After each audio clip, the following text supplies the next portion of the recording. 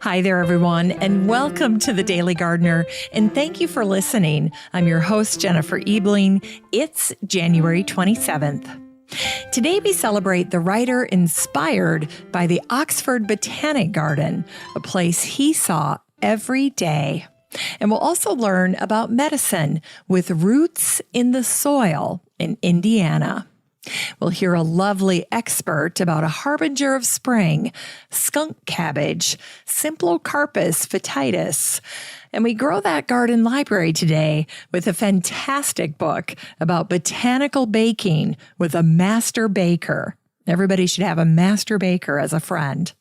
And then we'll wrap things up with the story of a surprise found in a botanist's garden. But first, I just wanted to invite you to sign up for the Daily Gardener Friday newsletter. This is a fun little email that you can get from me every single Friday. And I try to make it like you're getting a little note from a garden friend. I share what's going on in my garden world. You'll get some garden ideas and garden inspiration that I save up all week long to share with you. And in addition, you'll get a little extra dose of botanical history and botanical literature to get you through the weekend. So just head on over to the website for the show at thedailygardener.org and sign up for the free Friday newsletter today. And then next, I just wanted to remind you that I'm in the middle of my campaign to get 50 reviews for the show on Podchaser. So if you haven't had a chance yet to do that, just head on over to Podchaser, search for the Daily Gardener podcast, and then leave a review for the show. It would mean so much to me. Thank you for helping me reach this goal. And if you do that, I will go ahead and give you a shout out on the show. So stay tuned for that. Here's today's curated article. Today's post was featured in Egg Week, and it was written by Don Kinsler. It was called Predicting the New Year's 2021 Garden Trends. I love the topic of garden trends, especially this time of year when we're all looking forward to the season ahead. Now, Don's post came out at the beginning of the month, but I had so many curated articles that I had to get through that this is the first chance I've had to share Don's post with you. And what I love about Don's writing is that he's very pragmatic, and I think he shared close to 20 trends. So let me give you a little sampling of what Don is predicting for this year, and then you can go ahead and check out the rest of this post for yourself. Don writes, garden period is trending, and not just vegetable gardening. Planting colorful flowers for mood boosting, turning shady corners into bright spots, and simple yard beautification will be emphasized in 2021. Which is why I say if you're looking for seeds or plants or help in your yard, don't wait. Start sourcing all of that right now. Make phone calls, call your nurseries, call your local landscapers, get it lined up because it's going to be big time in demand this year. And another thing that Don talks about is applying mulches without weed fabric. That's becoming increasingly popular. And my friend Patricia Chandler Newport does this all the time in her landscaping business. In fact, I called her when I was working on a landscape project up at the cabin, and I followed her advice. I did not use landscape fabric in some of the new planting beds that I put in up at the cabin. But the key here is to apply your mulch thick enough or you're going to have a huge mess on your hands. Now, Don says that mulch must be at least 5 inches thick for optimum weed control. If you're not going to put down a landscape fabric or some type of fabric barrier. And I know Patricia agrees with that. And the other thing that Patricia and I talk about all the time is that mulch needs to be replenished every single year. You've got to top dress those beds. You've got to add more because it breaks down over time. The best day that you will ever have in terms of the perfect amount of mulch in your garden bed is the day you just add the mulch, because the minute you add it, it starts to break down. That's just nature doing her thing. So I know that's hard to hear for some people because mulch can be expensive. It's laborious to spread around. I know my husband is always asking me, why do we have all these bags of mulch? He's an engineer, so he sees things very linearly, and he wants to get to the end of the mulching project. But as gardeners, this is a never-ending task for us. So if you're going to jump on board this trend of not using landscape fabric, which I think is a great idea, you absolutely have to mulch, and you have to mulch thickly. Finally, the other tip, and again, this is just one of many, lots and lots that Don has that I wanted to share with you, is this one. He says, on-site water collection will become more essential in areas that are drought-stricken. Rain barrels and water-collecting gardens can sustain plants when outdoor watering is restricted. This is exactly spot on. My neighbor at the cabin does this quite a bit. He's got huge rain barrels to collect the water. And I predict that this will be something that becomes more and more universal as time goes on, because water is a precious and expensive commodity. And learning how to collect and manage the water that falls on your property is going to be a top priority. That'll be in vogue not only this year, but in all the years to come. No doubt about it. All right. Now, if you would like to read Don's article for yourself, just search for the word trend in the Facebook group for the show, and Don's post will pop right up. And you might also see the other 2 garden trend articles that I sourced for you this month. But you know what? They're all good. So go ahead and read through them all. You won't regret it, and it will totally get you in the mood for gardening this season. Now, if you're not in the Facebook group, don't sweat it. It is so easy to join this group. All you need to do the next time you're on Facebook is head on up to the search bar, type in Daily Gardener Community, where you'd search for a friend, and then request to join. I'd love to meet you in the group. Here's today's brevities. Today is the birthday of the English mathematician and writer Charles Dodgson, also known as Lewis Carroll, who was born on this day, January 27th, in 1832. Lewis had worked as a librarian at Christ Church College in Oxford. His office window had a view of the Dean's Garden, and Lewis wrote in his diary on the 25th of April in 1856 that he had visited the Deanery Garden, where he was planning to take pictures of the cathedral. Instead, he ended up taking pictures of the children in the garden. Children were allowed in the Deanery Garden, but not in the Cathedral Garden, which was connected to the Deanery Garden by a little door. And so, the Oxford Botanic Garden inspired Lewis Carroll to write Alice in Wonderland. And it was this very same garden that also inspired the authors J.R.R. Tolkien and Philip Pullman. And in Lewis Carroll's Through the Looking Glass, there is one of the sweetest passages for gardeners. It goes like this. In most gardens, the tiger lily said, they make the beds too soft so that the flowers are always asleep. And it was on this day, January 27th, in 1950, that Science magazine announced a brand new antibiotic made by Charles Pfizer and Company, and it was called Terramycin. I have to chuckle as I share this brevity with you today because last year when I shared this particular item, I don't think many of us were as familiar with the word Pfizer as we are today, living through the COVID-19 pandemic. But anyway, back in the 1950s, Pfizer was a small chemical company based in Brooklyn, New York. And it turns out that Pfizer had developed an expertise in fermentation with citric acid, and this process allowed them to mass produce drugs.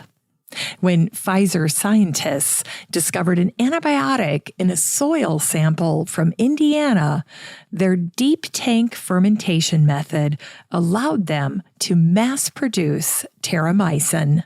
Pfizer had been searching through soil samples from around the world, isolating bacteria-fighting organisms when they stumbled on Terramycin.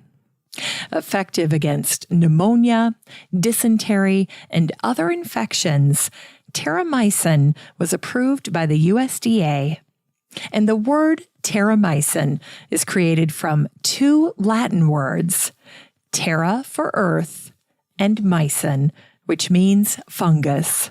Thus, earth fungus. And Terramycin made history.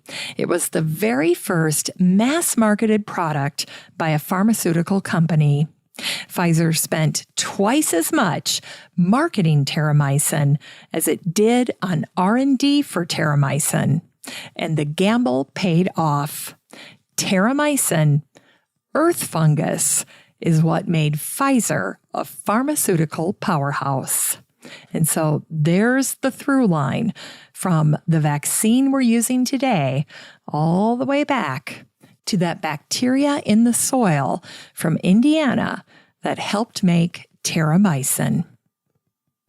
In Unearthed Words, today's words are about the first flower of winter, as written about in the book Hedge Maids and Fairy Candles, one of my favorite books of all time, and it was written by Jack Sanders, the great garden author. In much of North America, skunk cabbage has earned the widespread reputation as the first flower of spring. It might be more accurate, however, to call it the first flower of winter. The naturalist John Burroughs said, "The skunk cabbage may be found with its round green spear point an inch or two above the mold in December. It's ready to welcome and make the most of the first fitful March warmth." Henry David Thoreau observed that new buds will begin pushing upward almost as soon as the leaves wither and die in the fall. In fact, he counseled those afflicted with the melancholy of late autumn to go to the swamps and see the brave spears of skunk cabbage buds already advanced toward the new year. People living in colder parts of North America have long watched for skunk cabbage as a sign of spring.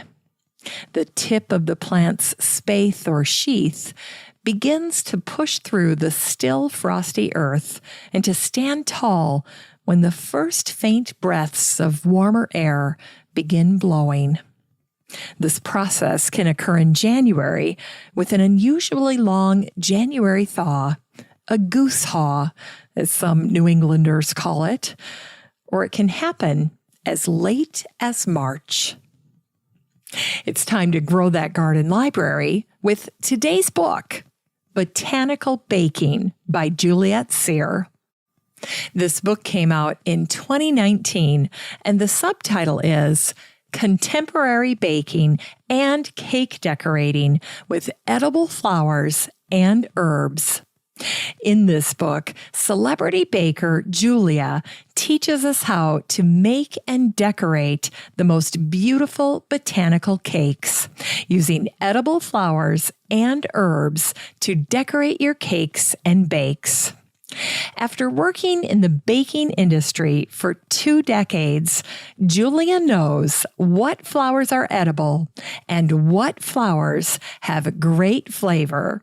She also shares everything you need to do to work with edible flowers, how to use, preserve, store, and apply them, including pressing, drying, and crystallizing flowers and petals.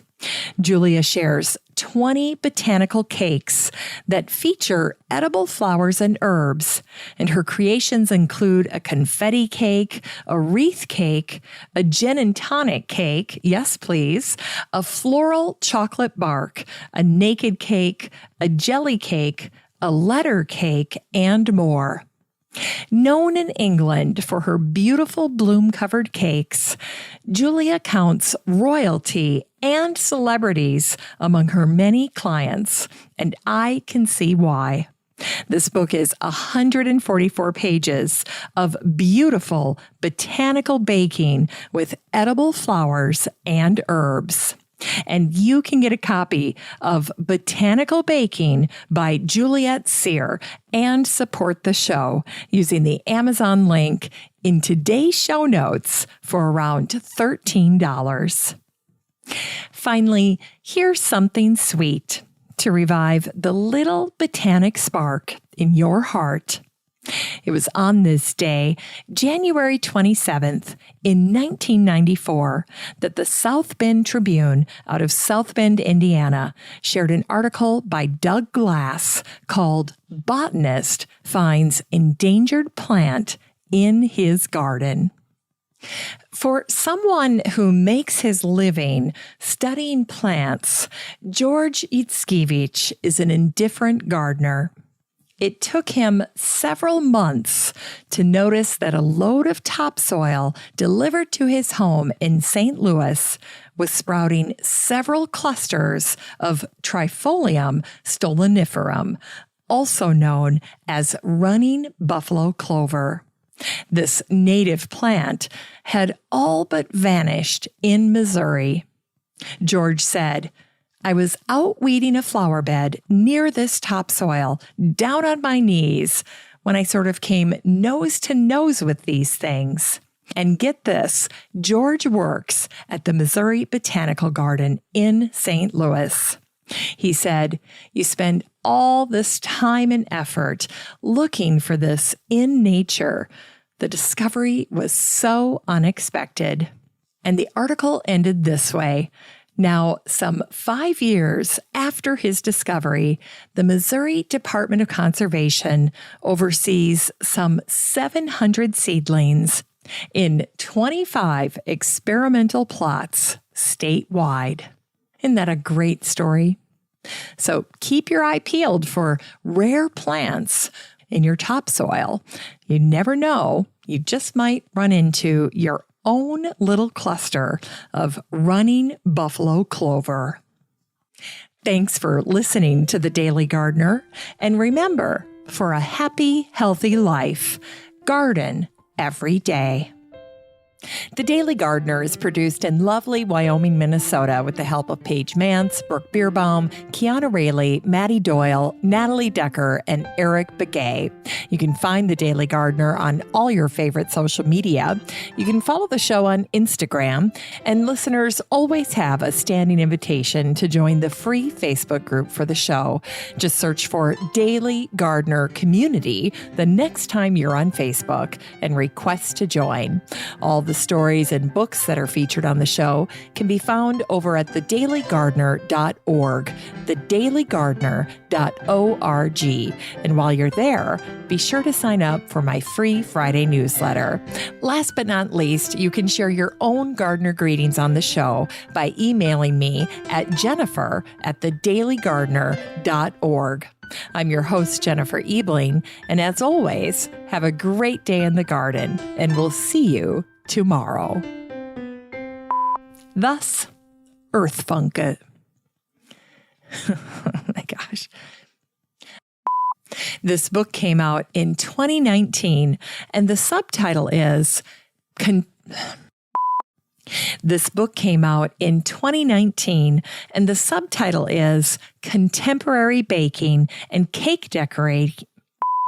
Contemporary Baking and Cake Decorating with Edible Flowers and Herbs. For someone who makes his living studying plants, George, oh my gosh, Yatskovich. Yatskovich.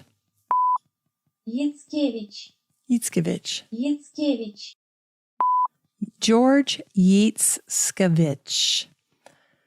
George Yatskovich.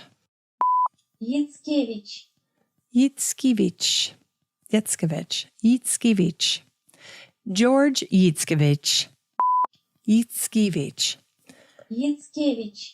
Yatskovich.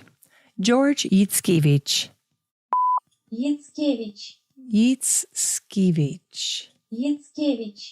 Yatskovich. For someone who makes his living studying plants, George Yatskovich is an indifferent gardener.